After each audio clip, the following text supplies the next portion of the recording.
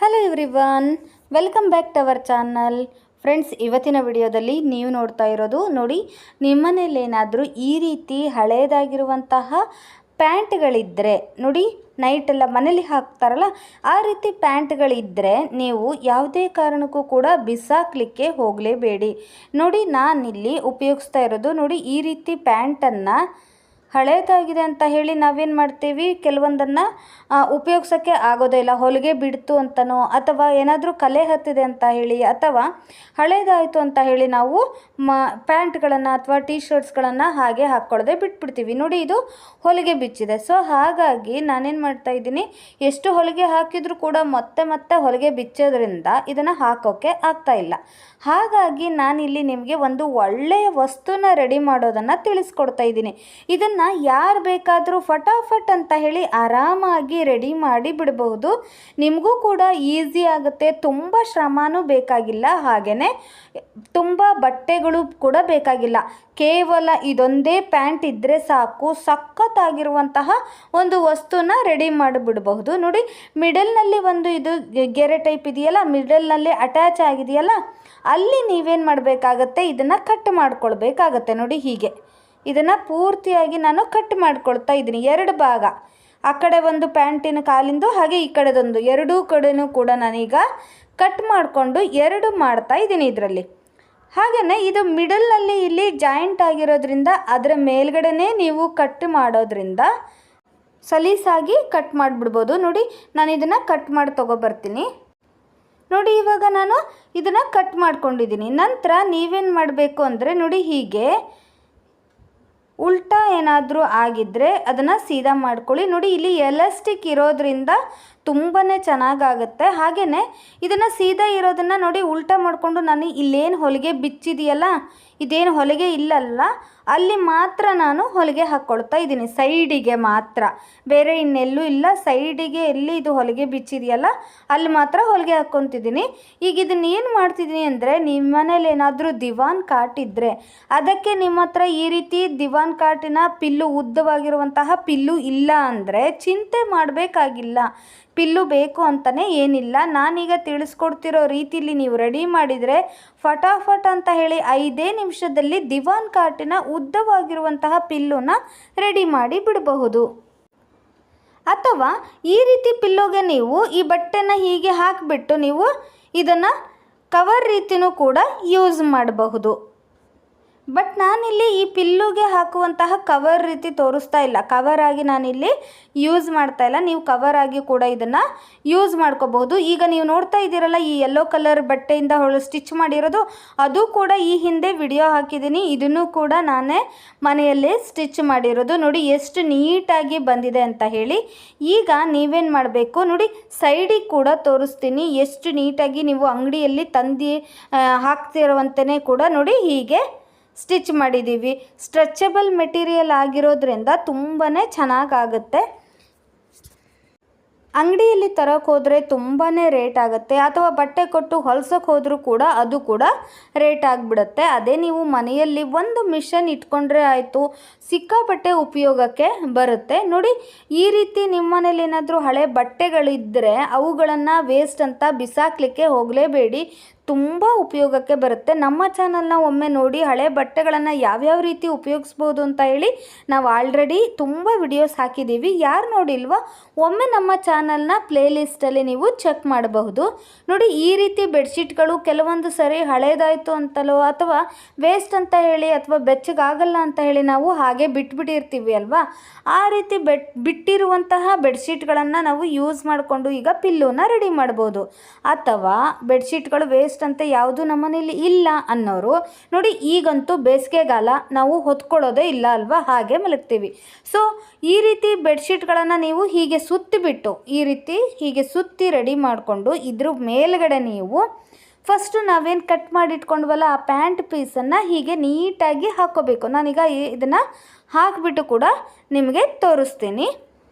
ನೋಡಿ, ಇವಾಗ ಈ ರೀತಿ ಬೆಡ್ಶೀಟನ್ನು ಹೀಗೆ ಎತ್ಬಿಟ್ಟು ನೋಡಿ ಈ ರೀತಿ ಪೂರ್ತಿಯಾಗಿ ಆ ಪ್ಯಾಂಟನ್ನು ಪೂರ್ತಿಯಾಗಿ ಹೀಗೆ ಹಾಕ್ಕೊಳ್ಬೇಕಾಗತ್ತೆ. ಸ್ವಲ್ಪ ಏನಾದರೂ ಗಟ್ಟಿ ಬೇಕಿದ್ದರೆ ನೀವು ಇನ್ನೊಂದು ಬೆಡ್ಶೀಟನ್ನು ಹಾಕಿಬಿಟ್ಟು ನೀವು ಇದನ್ನು ಒಳಗಡೆ ಹೀಗೆ ಹಾಕಬಹುದು. ನಾನಿಲ್ಲಿ ಮೆತ್ತಗೆ ಇರಲಿ ಅಂತ ಹೇಳಿ ಆ ಸೈಡ್ ಈ ಸೈಡ್ ಎರಡೂ ಬದಿಯಲ್ಲೂ ಕೂಡ ಇದೇ ರೀತಿನ ಪಿಲ್ಲನ್ನು ರೆಡಿ ಮಾಡಿ ನಾವು ಇಡಬಹುದು. ಬೆಡ್ಶೀಟ್ಗಳು ಕೊಳೆನೂ ಆಗೋದಿಲ್ಲ ನೀವು ಈ ರೀತಿ ರೆಡಿ ಮಾಡಿ ಇಟ್ಟರೆ. ಹಾಗೆಯೇ ಬೆಡ್ಶೀಟ್ಗಳು ಹಳೇದಾಗಿದೆ ಅಂತ ಹೇಳಿ ಬಿಸಾಕೋ ಬದಲು ನೀವು ಈ ರೀತಿ ಯೂಸ್ ಕೂಡ ಮಾಡ್ಕೋಬಹುದು. ಪೂರ್ತಿ ಈ ರೀತಿ ಹಾಕಿದ ನಂತರ ಈ ಸೈಡಲ್ಲಿ ನೀವೇನಿದೆಯಲ್ಲ ಇದು ಹೊಲಿಗೆ ಬಿಚ್ಚಿದೆಯಲ್ವಾ, ಇದನ್ನು ಕೈಯಲ್ಲೇ ನೀವು ಸ್ಟಿಚ್ ಮಾಡಿದರೆ ಆಯಿತು. ನೋಡಿ ಹೀಗೆ ಪೂರ್ತಿಯಾಗಿ ಅಲ್ಲಿಂದ ಇಲ್ಲಿವರೆಗೂ ಕೈಯಲ್ಲೇ ಸ್ಟಿಚ್ ಮಾಡಿದರೆ ಹಾಗೆ ಹೋಯಿತು. ನಿಮಗೆ ತುಂಬ ಚೆನ್ನಾಗಿರುವಂತಹ ಸುಂದರವಾಗಿರುವಂತಹ ದಿವಾನ್ ಕಾಟಿನ ಉದ್ದ ಪಿಲ್ಲು ರೆಡಿಯಾಗಿ ಬಿಡುತ್ತೆ. ನಾನು ನಿಮಗೆ ನೋಡಿ ಸ್ಟಿಚ್ ಮಾಡ್ಕೊಂಡು ಬಂದು ಇವಾಗ ತೋರಿಸ್ತಾ ಇದ್ದೀನಿ. ತುಂಬ ಚೆನ್ನಾಗಾಗುತ್ತೆ. ಅಥವಾ ನೀವು ಕಾಟಲ್ಲಿ ಏನಾದರೂ ಈ ಗೋಡೆ ಕಡೆಯಲ್ಲಿ ಸ್ವಲ್ಪ ಗ್ಯಾಪ್ ಬಿಟ್ಟಿರುತ್ತಲ್ವ, ಅಲ್ಲಿ ಕೂಡ ನೀವು ಈ ರೀತಿ ಪಿಲ್ಲನ್ನು ರೆಡಿ ಮಾಡಿಬಿಟ್ಟು ಇಡಬಹುದು. ಆಗ ನೀವು ಇಟ್ಟಿರುವಂತಹ ಪೆನ್ ಆಗಲಿ ಅಥವಾ ಕಾಟ್ ಮೇಲೆ ಪೆನ್ನು ಅಥವಾ ಈ ಮೊಬೈಲ್ ಫೋನ್ಗಳನ್ನು ನೀವು ಮಲಗಿದಾಗ ಪಕ್ಕದಲ್ಲಿ ಇಡ್ತೀರಲ್ವ, ಅದು ಗೋಡೆಯಿಂದ ಕೆಳಗಡೆ ಬೀಳೋ ಚಾನ್ಸಸ್ ಇರುತ್ತೆ ಅಲ್ಲಿ ಗ್ಯಾಪ್ ಇರೋದ್ರಿಂದ. ಸೊ ಅಂಥ ಟೈಮಲ್ಲಿ ನೀವೇನು ಮಾಡ್ಬೋದು, ಕಾಟಲ್ಲಿ ಎಡ್ಜಿಗೆ ನೀವು ಹೀಗೆ ಇಟ್ಟುಬಿಡ್ಬೋದು. ಆಗ ತುಂಬಾ ಚೆನ್ನಾಗೂ ಕಾಣಿಸುತ್ತೆ ನೋಡಲಿಕ್ಕೆ. ನೋಡಿ ಈ ರೀತಿ ನಾನು ಪಿಲ್ಲುನ ಬೆಡ್ಶೀಟಿಂದ ರೆಡಿ ಮಾಡಿ ಇಟ್ಕೊಂಡಿದ್ದೀನಿ. ತುಂಬ ಚೆನ್ನಾಗಿ ಕಾಣಿಸುತ್ತೆ. ನೀವು ದಿವಾನ್ ಕಾಟಿಗಾದರೂ ಬಳಸ್ಬಹುದು ಅಥವಾ ಕಾಟ್ ಮೇಲೆ ಇಡ್ಲಿಕ್ಕೂ ಕೂಡ ನೀವು ಬಳಸಬಹುದು. ಅಥವಾ ಬೆನ್ನು ನೋವಿಗೆ ನೀವು ಸೋಫಾದಲ್ಲಿ ಹಿಂದ್ಗಡೆ ಕೂಡ ನೀವು ನಡಕ್ಕೆ ನೀವು ಹಾಕ್ಕೊಂಡ್ಬಿಟ್ಟು ನೀವು ಕೂರಬಹುದು. ತುಂಬ ಚೆನ್ನಾಗಿ ಕಾಣಿಸುತ್ತೆ. ನೀವು ನೋಡ್ತಿರ್ಬೋದು ಇವಾಗ ಎಷ್ಟು ಈಸಿಯಾಗಿ ಫಟಾಫಟ್ ಅಂತ ಹೇಳಿ ಕೇವಲ ಒಂದು 5 ನಿಮಿಷದಲ್ಲಿ ನಾವು ಈ ರೀತಿಯಾಗಿರುವಂತಹ ಪಿಲ್ಲುನ ರೆಡಿ ಮಾಡಿದ್ವಿ ಅಂತ ಹೇಳಿ. ನಿಮ್ಮೆಲ್ರಿಗೂ ಕೂಡ ಈ ವಿಡಿಯೋ ಇಷ್ಟ ಆಗಿದೆ ಅಂದ್ಕೊಂಡಿದ್ದೀನಿ. ಇಷ್ಟ ಆದರೆ ಮರೀದೇನೆ ಲೈಕ್ ಮಾಡಬೇಕು, ಓಕೆನಾ? ಹಾಗೆಯೇ ವಿಡಿಯೋ ಯೂಸ್ ಆಗುತ್ತೆ ಅನಿಸಿದರೆ ನಿಮ್ಮ ಫ್ರೆಂಡ್ಸ್ ಆ್ಯಂಡ್ ಫ್ಯಾಮಿಲಿಗೂ ಕೂಡ ಶೇರ್ ಮಾಡಿ. ಹಾಗೆ ನಮ್ಮ ಚಾನಲ್ನ ಯಾರು ಸಬ್ಸ್ಕ್ರೈಬ್ ಮಾಡ್ದೇನೆ ನೋಡ್ತಾ ಇದ್ದೀರಾ, ದಯವಿಟ್ಟು ಈಗಲೇ ಸಬ್ಸ್ಕ್ರೈಬ್ ಮಾಡ್ಕೊಳ್ಳಿ. ಬಟ್ಟೆಗಳನ್ನು ಯೂಸ್ ಮಾಡಿಕೊಂಡು ಒಂದು ಉಪಯುಕ್ತವಾಗಿರುವಂತಹ ವಸ್ತುನ ರೆಡಿ ಮಾಡೋದನ್ನು ತಿಳಿಸ್ಕೊಡ್ತಾ ಇದ್ದೀನಿ. ಇದುವರೆಗೂ ಕೂಡ ನೀವು ಯೂಟ್ಯೂಬಲ್ಲಿ ಎಲ್ಲೂ ಕೂಡ ನೋಡಿರೋಕ್ಕಿಲ್ಲ. ಆ ರೀತಿಯ ಉಪಯೋಗವನ್ನು ನಾನಿಲ್ಲಿ ತಂದಿದ್ದೀನಿ. ಸೊ ಏನು ಅಂತ ತಿಳ್ಕೊಬೇಕು ಅಂದರೆ ನೀವು ಈ ವಿಡಿಯೋನ ಎಂಡ್ವರೆಗೂ ನೋಡಲೇಬೇಕು. ನೋಡಿ ಇಲ್ಲಿ ನಾನು ಒಂದಿಷ್ಟು ಹಳೆ ಬಟ್ಟೆಗಳನ್ನು ತೊಗೊಂಡಿದ್ದೀನಿ. ಹಳೇದಾಗಿರುವಂತಹ ಬೆಡ್ಶೀಟ್ ತೊಗೊಂಡಿದ್ದೀನಿ. ಹಾಗೆಯೇ ಹಳೇದಾಗಿರುವಂತಹ ಲುಂಗಿನ ತೊಗೊಂಡಿದ್ದೀನಿ.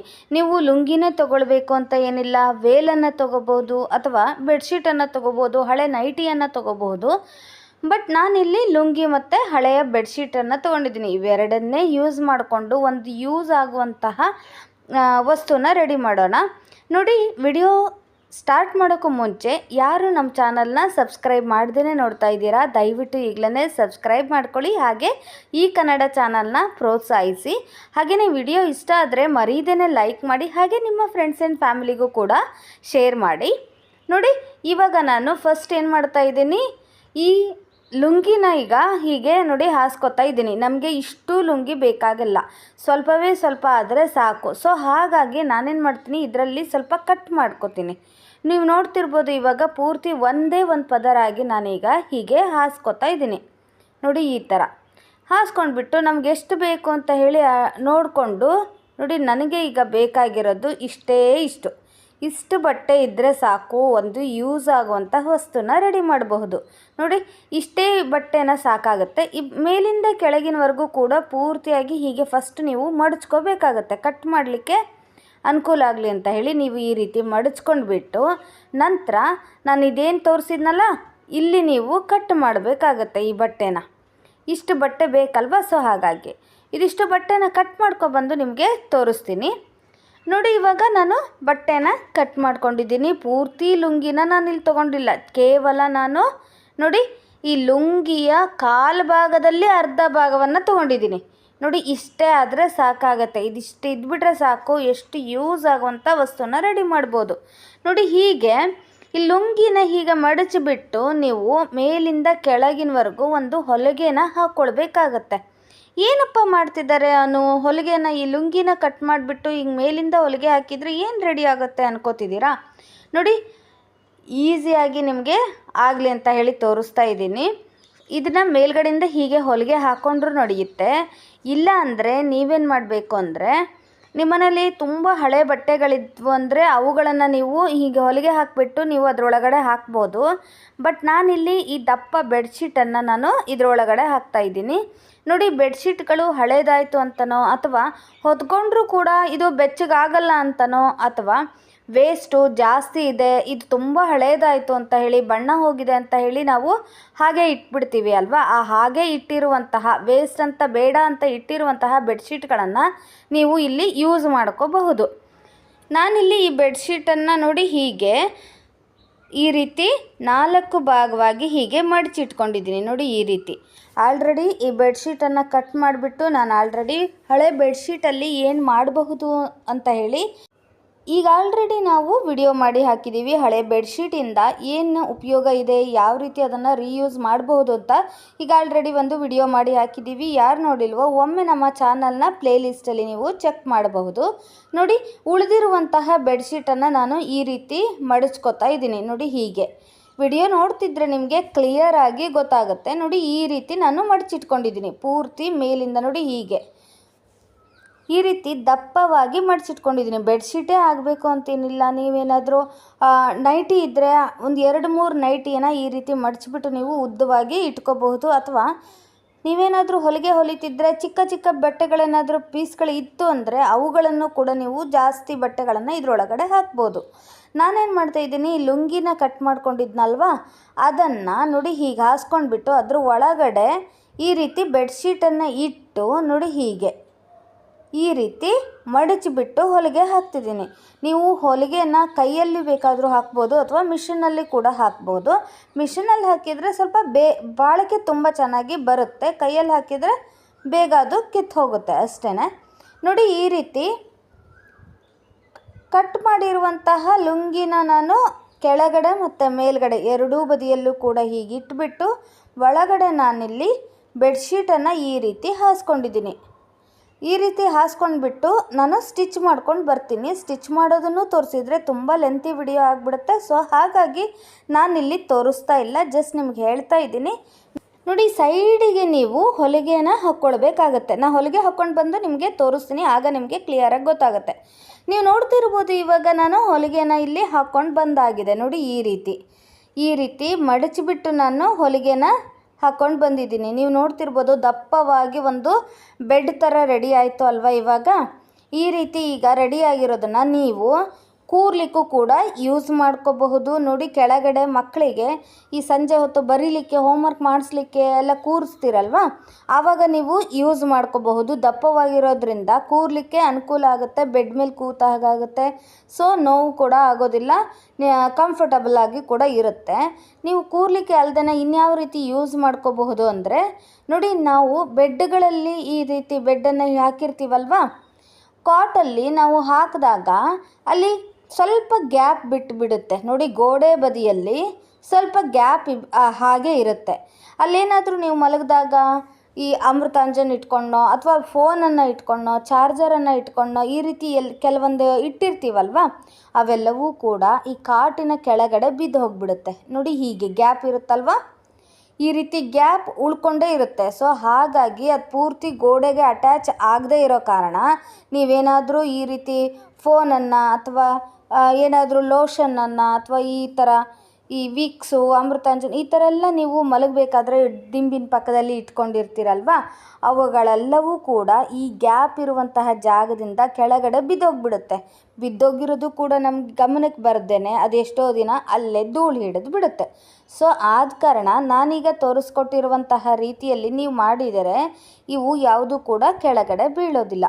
ನೋಡಿ ಈ ರೀತಿ ಕಾಟಲ್ಲಿ ನಿಮಗೆ ಗ್ಯಾಪ್ ಉಳಿಬಾರ್ದು, ನೀಟಾಗಿ ಪೂರ್ತಿ ಗೋಡೆ ತನಕ ಕವರ್ ಆಗಬೇಕು ಅಂದರೆ ನೀವೇನು ಮಾಡಬೇಕು, ನೀವೀಗ ರೆಡಿ ಮಾಡ್ಕೊಂಡಿದ್ದೀರಲ್ವ ಸ್ಮಾಲ್ ಬೆಡ್ಡು, ಆ ಬೆಡ್ಡನ್ನು ನೋಡಿ ಇಲ್ಲಿ ಹಾಕ್ಕೊಂಡ್ಬಿಡಿ.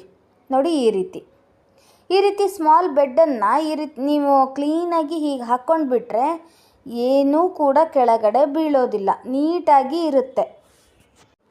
ನೀವು ನೋಡ್ತಿರ್ಬೋದು ಇವಾಗ ನೋಡಿ ಎಷ್ಟು ಚೆನ್ನಾಗಾಗಿದೆ ಅಂತ ಹೇಳಿ.